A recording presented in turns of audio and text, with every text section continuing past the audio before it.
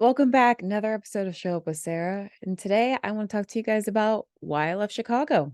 So, for a lot of you guys that may not know, I moved from Denver to Chicago in October of 2022.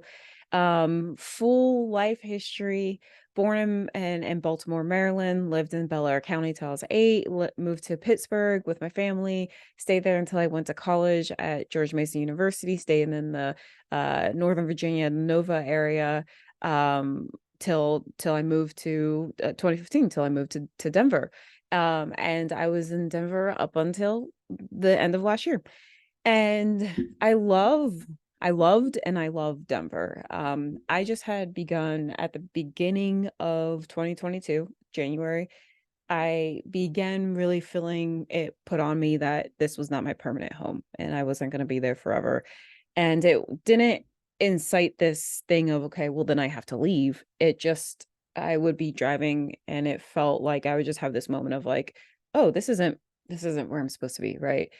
Um, and so I began just paying attention to that more because it kept coming up more and more and more. And in June of 2022, I realized it's time to leave. Now, if you know me, you know that I try to talk to the big guy a lot, pray, talk, conversate, whatever it may be, a decent amount. And it kind of my feeling in June of 2022 about, okay, yeah, it is time to leave, was kind of culminating with this feeling in this space I was in of why I felt God had taken me to Denver to begin with. Because I felt that Denver was a growing space and it was a faith challenge space for me. I when I left the DC area, it was under a lot of like prayer and okay, like show me, give me the answer. And if this is the answer, just affirm it, right? And God had done that multiple times. And so it was really cool to be able to go to Denver and have this expectation of like, okay, like God brought me here and like what could it be for? And then it was just like a lot of really awfulness. Um, but also then a lot of greatness. And like when I say awfulness, I fell into like the depths of my depression. I fell into the depths of my addiction. I was just really cut off. I felt really alone, financially lacking, emotionally lacking, romantically lacking, all of the things that just really suck. Now, on the back end of my time in Denver, I had realized I created this amazing network of friends that truly began to feel like family. I was able to live with or amongst people who right now are definitely like my best friends. um, I was able to grow in my faith and able to really actually be healthy when it comes to my mental health, my addiction. So I really kind of believe that my time in Denver was very specific. A lot of like rock bottom. So like a lot of like, oh, I'm okay, but like now I'm down and I'm down and I'm down and I'm down, down, down, down, down, and like maybe a little bit up, but then down and then down some more. And um I'm very happy about it. Like it helped me determine what I want to pursue in life and how I want to show up. And it really picked me apart to be able to look at who I am in a more abstract way. So I'm so thankful for my time in Denver. But yes, in June of 2022, I felt, okay, it's time to leave. Now, I really believed that it meant it was time for me to go west and live in LA because I love LA. I've always wanted to live in LA. And this was it. Like it had to have been it because this is what God was telling me, right? Now, here's the thing. The really cool thing about God and having a relationship with him is that you literally don't know if anything that you're reading or receiving is correct until you do it. And then also it may go really bad and you may think that was not the right choice, but it also may still be the right choice in the long term, which is a really crazy crackpot thing. And I get why people feel very hesitant about faith and a relationship with God, because pretty much you're being like, hey, I'm going to pray about something.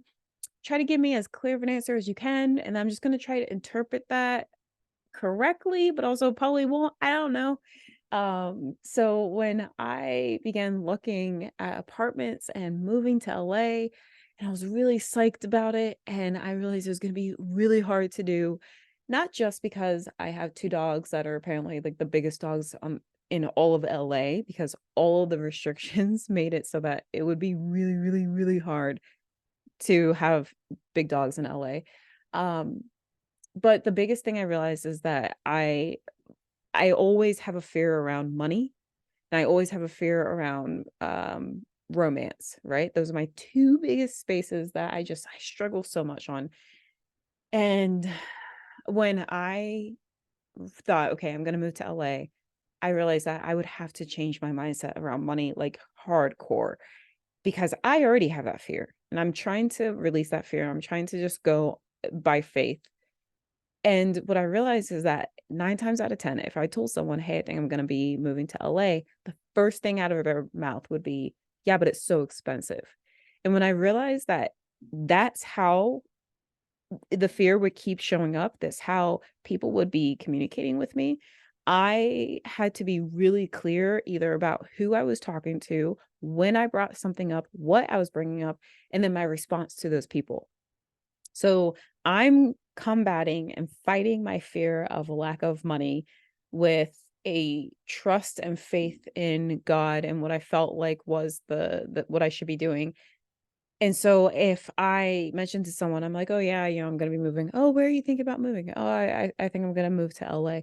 "It's so expensive." And my response would be, "Please don't bring your concerns to me." I'm just saying, I don't remember myself asking you. I mean, yeah, but, like, it's really expensive. Okay, for you. I didn't say anything about money.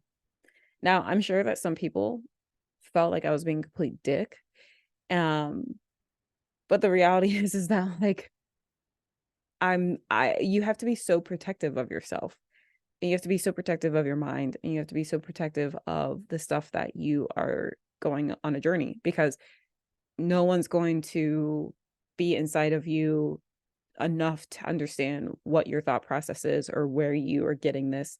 And there are plenty of things that plenty of people do that look really crazy or really far-fetched or seem like they don't work out. And it's not about how other people view it or how they receive it. It's just how you work through it and journey through it. And so, I was really protective over myself when I was going through the like, okay, am I looking at LA? Is this what I'm doing? Is this what I'm doing? And then funny thing is, it's not what I did.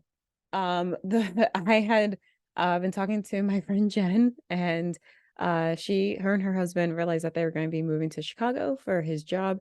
And I still think that she signed me up for apartment alerts through Zillow in Chicago. She claims that she didn't, but I have a sneaking suspicion that she did, because I started getting a lot of emails from Zillow that were both LA and Chicago. And so I would be looking through like my email alert, and I would see like a two-bedroom for 1,600. I was like, where is that? And then I would go at the address. I'm like, Chicago. And so the more I started getting those alerts, the more it started putting the idea of Chicago into my mind.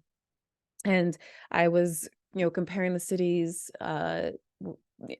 diversity wise, income wise, all the things that matter to me, education, activities, single people, all those things. And I started thinking, maybe I should actually look at Chicago because it has a lot of what I want. And so I ended up going out to Chicago and saying, "You know what? I think that this may actually be the right step, and I think that this may be the better step." Um, and I signed a lease. I signed a lease, and I was out there October of 2022. My dad flew out. We drove across from Denver to Chicago, 1,000 miles, with all the animals drugged up in the back of the car. And I'm really thankful that I got the chance to be able to do that drive with my dad. It was really cool. Um, and then I was in Chicago, and whether I followed the wrong path or whether it was a necessary path for where I needed to be. It was difficult and mildly awful from literally the first weekend. I happened to, when I had gone to see the apartment, it was dead quiet. It was, bright and just full of life, and it felt so great. And then after I moved in, the family that lived above me, um, violated their lease noise-wise repeatedly. I mean, just every single day. Um, the building itself was kind of run down. There ended up being robberies, and other crimes that were taking place in that building. It just was not a good fit. And it caused my anxiety to really ratchet up. My sleep got really off. Um, I was just struggling across the board when I was in that apartment. And then I was able to move to a different apartment. And while it was better, my downstairs neighbor ended up being an alcoholic that was loud and aggressive and also awful.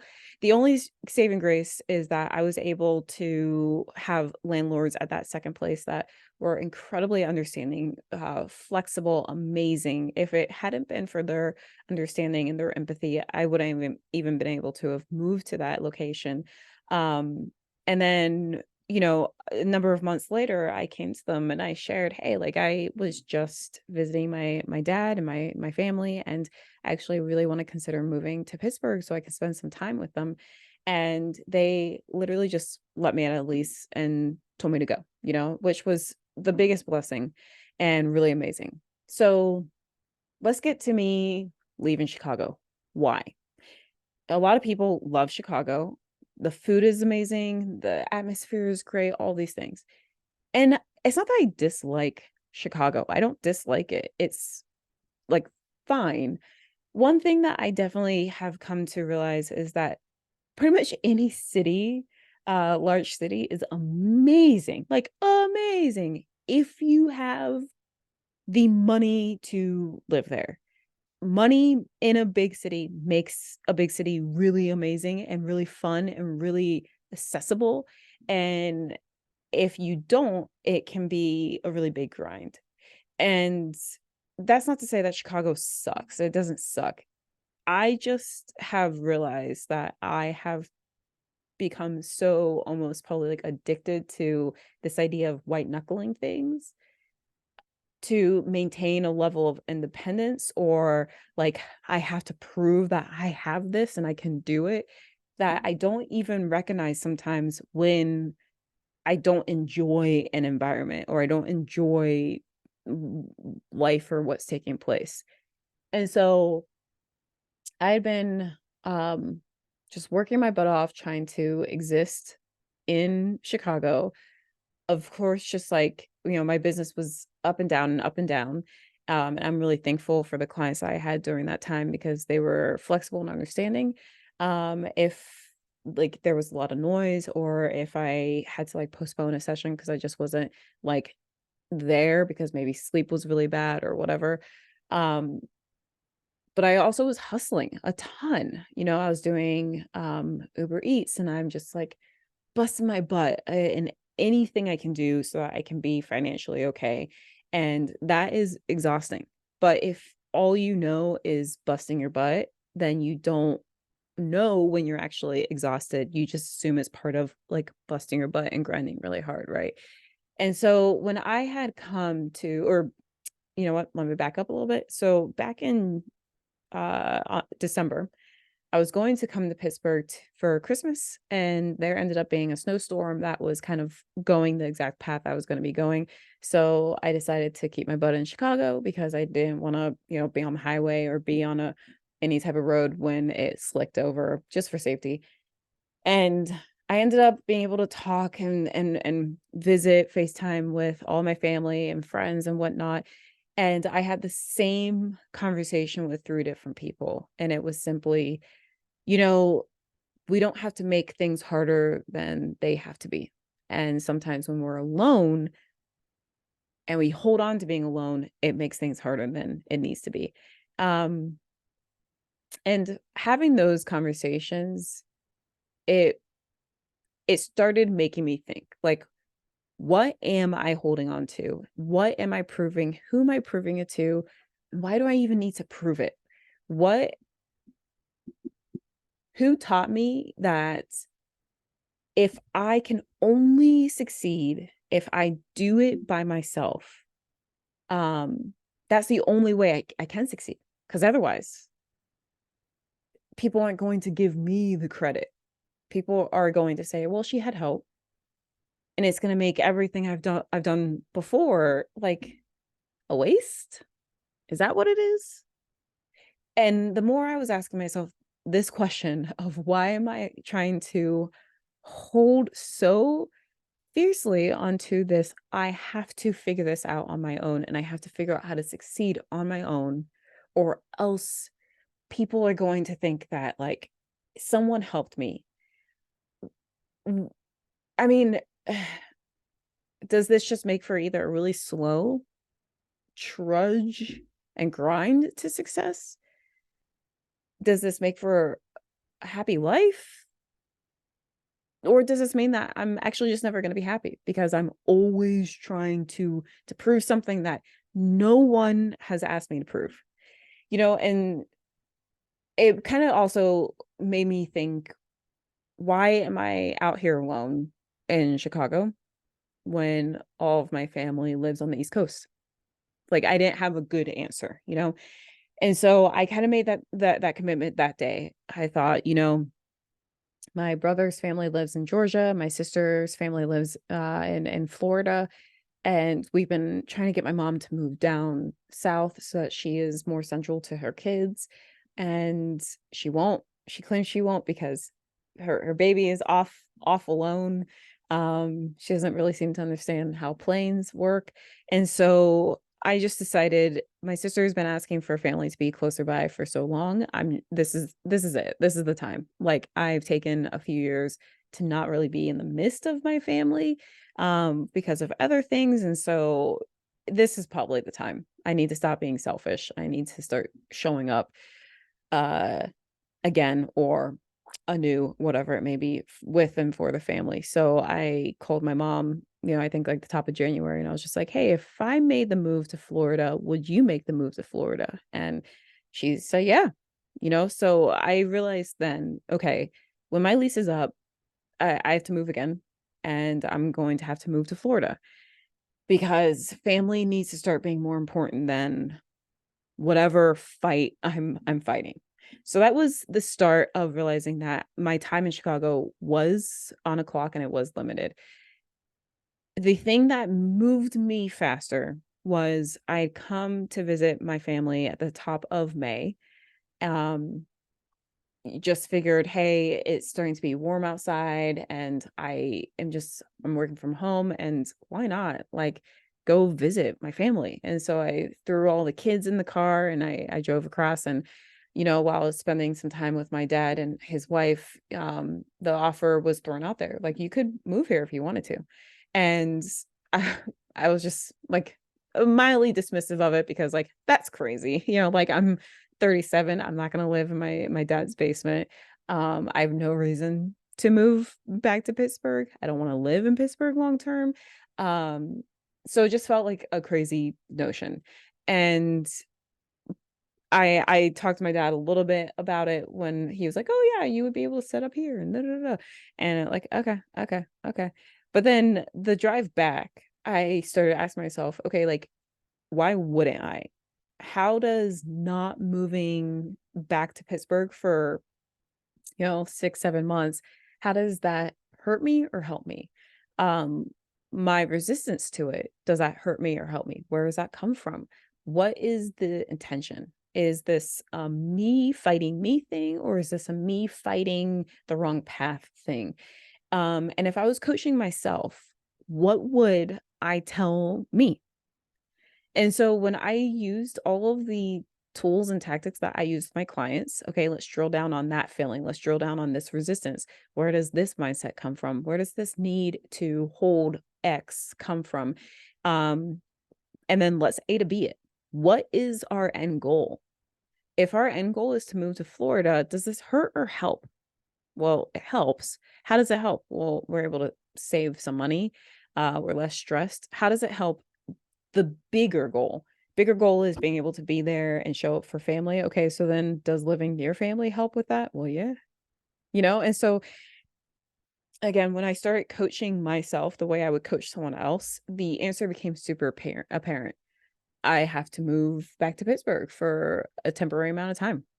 And I was able to go to my landlords and say, "Hey, this is kind of what I'm thinking." And they literally were just like, "Leave, go, get out of here. We understand your lease is over, it's done. We're happy to be able to help." And so I was out at the end of May, and I was here in Pittsburgh in my dad's basement with the three animals. And I joined the gym right away, Union Fitness, the home of my old strength and conditioning coach from college, Todd Hammer. And so it's been a pretty seamless and easy transition, right? Since being here, I have really realized how much, and this is the analogy I've used with like my dad, that I feel almost like a feral animal being reintroduced into a nurturing and abundant environment. Um, because again, I've been so used to, even though at different times I've had help, I've been so used to, I have to do everything alone and not having to fight even on days like, and don't get me wrong, it's not like I've just like never had money. There have been plenty of days and times in Denver where like I felt secure and I was good and I was secure and I had plenty of money in the bank. But anybody who has been single for a long time or who has been working on themselves for an amount of time, they will tell you, and especially I think this is a little bit different, especially for single women, they will tell you that at any given day, there's a reminder that you are figuring this out alone. Even if it's as something as simple as flipping your mattress or having to move furniture around or having to figure out how you're going to get a new piece of furniture into your home, right? If you don't have someone to call, you have to figure that out alone. And there are days where everything is completely good and fine. And then you have this moment of like, oh my goodness, I'm sick and the dogs still have to go for a walk and I have to get to the grocery store to get medicine and I have to figure this out alone and I have to do it alone, right? And so it's not even necessarily this idea that like every day you're scraping by for money or whatever it may be, but there are so many tangible examples that I think a lot of people can understand of what it is to figure out how to do so much of life alone, that you get into that mindset and that space of you always are trying to figure out how you do it alone because you have just been alone. One example that always stands out to me is after Jen had moved to Denver, she came to hang out at my place one time, and it was an apartment complex that like you had to fob to get into the building, and I was holding Joe's leash, and I think I was holding like Starbucks, and I was holding another bag, and Jen was just holding like her drink, and we're going to the door, and I put my knee up and I'm balancing the drink on my knee, and I'm holding the bag with a finger, right? And the leash is still in my palm, and I'm reaching, I'm trying to dig out my fob, and Jen goes, "Do you need some help?" I go, "Oh no, I do this all the time." And she was like, "Yeah, but like I'm here and that would just be easier." And it's one of those examples of how tightly, how much we white knuckle this need to not only, and let me preface this, not only the need to hold on to this independence that we believe proves something and is something, but also the inability to see when we're not alone and when we can receive help, and it does nothing to diminish us. It just makes life a little easier. So when I realized that, when I had that experience, it was the first little crumb of me starting to realize, oh, I hold on to this idea really hard. Now, fast forward to multiple years, and I still didn't fully see it and understand it and hold on to it. I had seen a little few crumbs along the way of, you know what, I'm struggling with my mental health today, so it's okay for me to call someone because I do need help, right? And just the understanding of sometimes I need help. That was a big thing for me. Um and whenever I work with my clients, I always tell people like, listen, I'm never necessarily I shouldn't say aiming, but it's never has to be where I am the big change in your life. Working with me will change everything. If I am a stepping stone toward you realizing things about you and becoming better, I'm really happy with that because ultimately there are many stepping stones toward the big light bulb. And so that experience with Jen, and then other times throughout the years when I was in Denver of saying, oh, you know what? It is okay if I ask for help because no one is mad at me if I do. And it also doesn't make me less of me if I ask for help. Those were all stepping stones to this moment that because of those stepping stones, I was more able to receive this moment when the offer was, hey, why don't you come live at home? You can save money, you can chill out, you can be around family, you can relax, kind of reset. And then, we know that you're going to move to Florida and you're going to back to doing all that. And I was able to say, yeah, you know what? I will receive that. Now, while I was here, like I said, I've gone through a lot of emotions, a lot of recognizing myself, a lot of understanding that I've been really disconnected from family. And so there are different relationships that I don't know if I do well. I don't know how they're supposed to feel. What is it to be a cousin?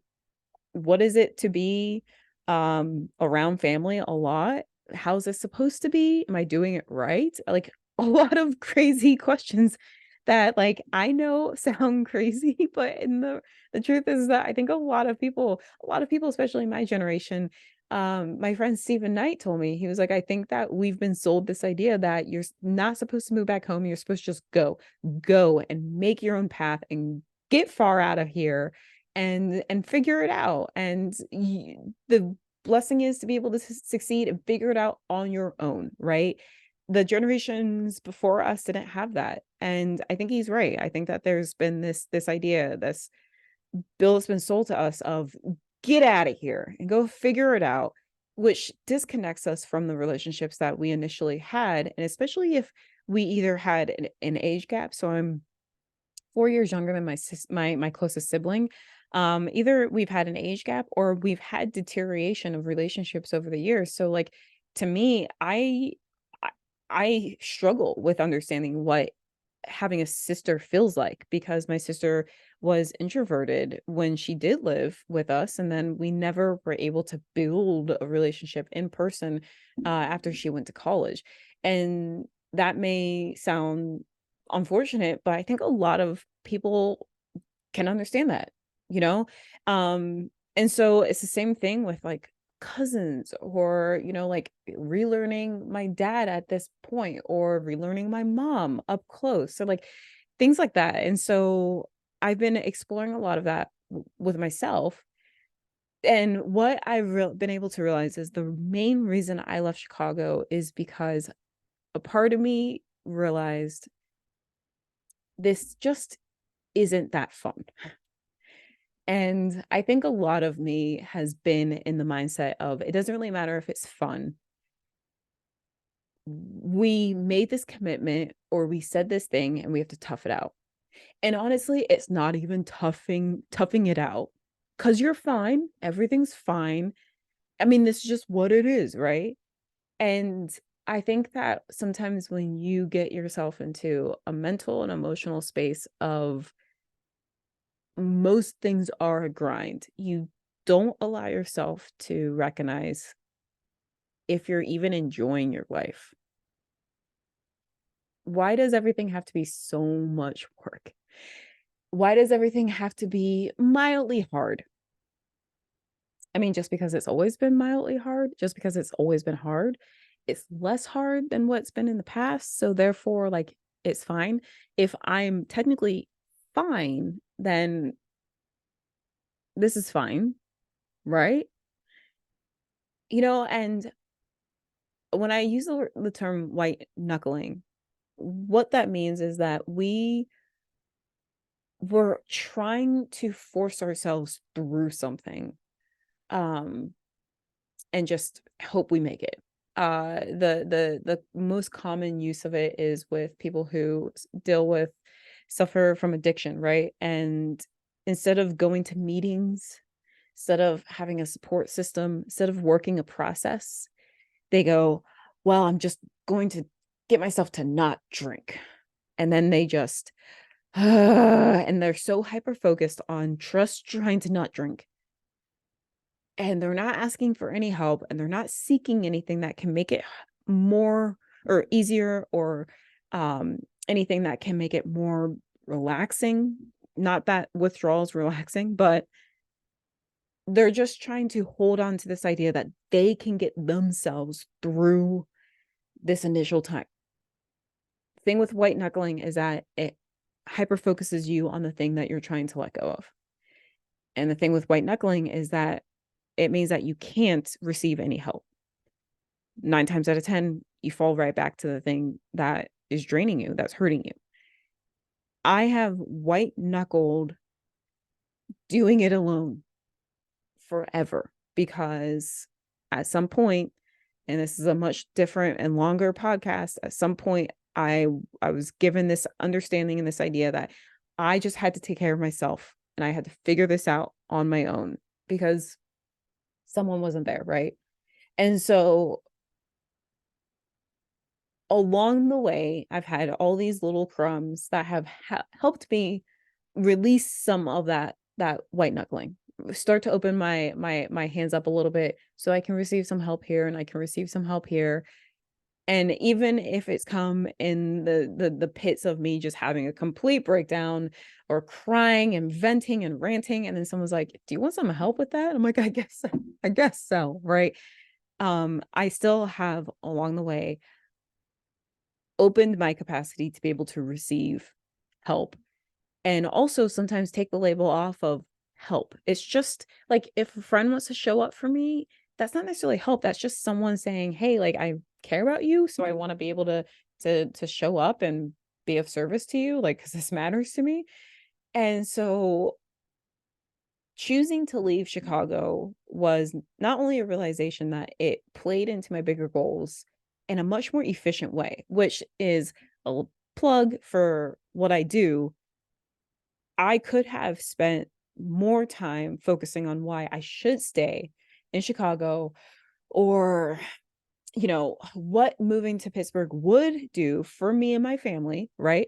But I just drilled it down to logical steps, and it made it so clear. Actually, making this move is more efficient for my goals. So then therefore, this is the answer, right? Um, I like to take emotions out of things as often as I can so I can make faster and better decisions. But um and of course I like forget where I just was. But the reality is that leaving Chicago was A, more efficient for my long-term goals, but B, it's helped me recognize that it is perfectly okay. I have not received any messages of hate. I have not received any direct comments about how weak I am. I have not heard from anybody that um me being emotionally, mentally, physically, I'm trying to think of other types of lees, safe. No one is saying that I am less of me because I left Chicago. Quite literally, no one has thought that this was a bad decision. That's my point. And so choosing to leave there was me saying, I just am not having fun. I'm not enjoying my life. Like this is not enjoyable at all. So why am I here? Like what does me not enjoying my life prove to me? And I know why I have this idea that like my success, any success that comes, I don't want it to have the asterisk of, well, people helped her. Um, and and again, that's probably for a different podcast, right? I I know why I think it has to come all from me. But even that statement is so um dismissive of the fact that my presence isn't even because of me. And I always want to be able to be an example of what I believe God is doing in my life. So even if I was successful, I wouldn't even want to say, well, I was successful alone. I believe really strongly, because I've done it in the past, I would say, man, like I can't believe God did this. Um, because I'm not doing it alone, you know? And so for anybody that's listening to this, if you are in a space where you're realizing this is my life, I'm not enjoying my life, I'm constantly grinding, even when things are okay, I still feel disconnected, or I still feel like I have to figure this out alone, and I have to prove that I can do this, I can do this, I can do this. We have to remind ourselves that sometimes that mindset can close us off to what is around us that can actually not only make life enjoyable, but make life easier. There has been no general ruling that life has to be hard and we have to make it harder. Now we know life is hard, but no one has said life has to be harder and you have to find ways to make it harder. And sometimes we find ways to make it harder.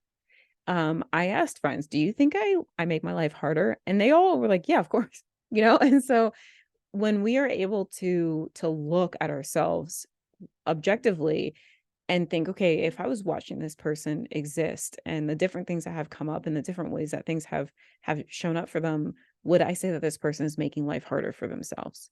And if it's yes, then why?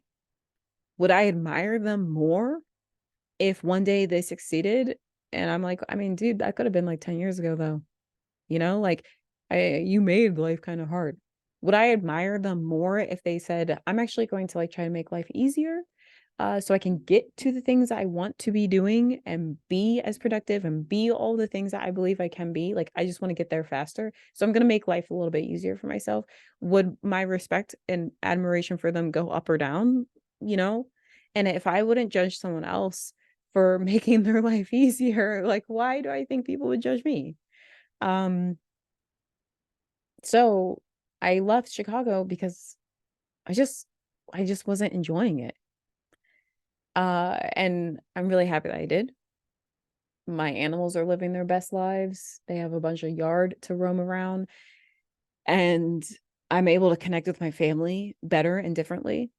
I have the space to really dive into myself, and it's helped me see different paths forward. So I'm really excited for what's to come. And who knows if I'm doing anything correctly, because again, I like talk to the big guy. I go like, "Hey, just like let me know if I'm on the right path." And then it's like he's taking a nap. And that's okay.